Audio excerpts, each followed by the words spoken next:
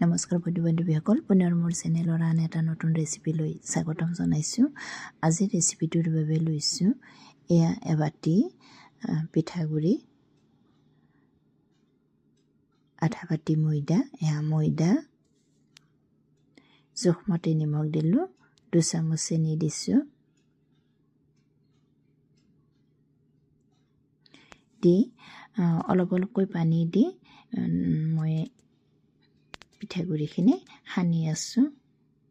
যেহেতু পিঠাগুড়িখিনি ভজা, গতিকে ইয়াত পানী অলপ বেছিকৈ লাগিব আৰু এনেকৈ মই সানি অলপ অলপকৈ পানী দি সানি গৈ আছোঁ।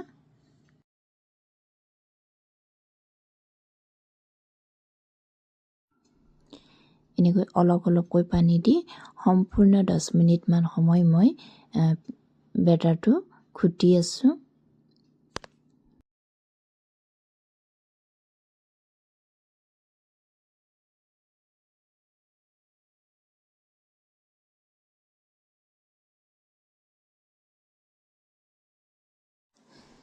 এয়া হৈ গ'ল। এতিয়া মই অলপ সময়ৰ কাৰণে এইখিনি ঢাকি ৰাখিম।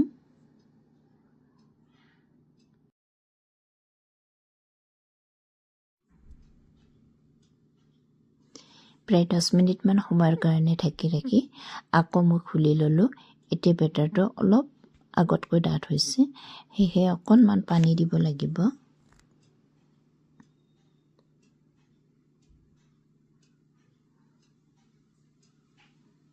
এয়া মই হেতাখনেৰে অকণমান পানী দিলোঁ আৰু পুনৰ ঘুটি এইখিনি এতিয়া মই বনাম।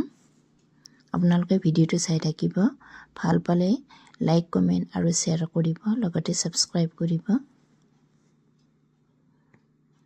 এয়া পিঠা বনোৱাৰ কাৰণে মই ৰেডি কৰি ল'লোঁ।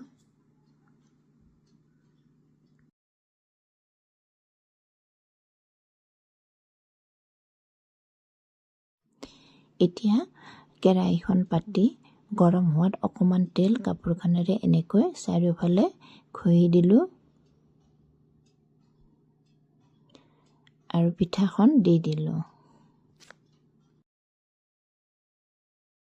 আৰু 1 মিনিট সময়ৰ কাৰণে ঢাকনিখন লগাই দিলোঁ পিঠাখন সিজিবলৈ। এই পিঠাখনক চিতৈ পিঠা বুলি কয় আৰু আজিৰ ৰেচিপিটো চিতৈ পিঠাৰে হয়।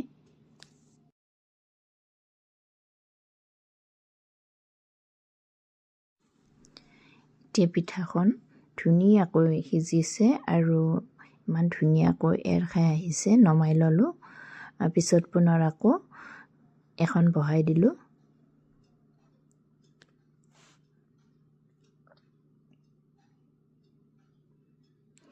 আটাইকেইখন পিঠা বৰ ধুনীয়াকৈ হৈছে আৰু এনেকৈ ঢাকনিখন লগাই দিছোঁ।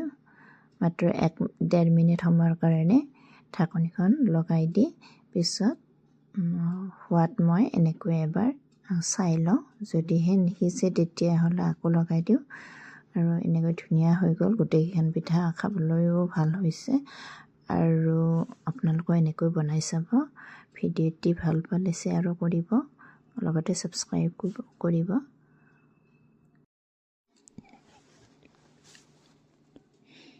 এয়া গাখীৰৰ সৈতে খাবলৈ ৰেডি। ভিডিঅ'টি ইমানেই। ধন্যবাদ।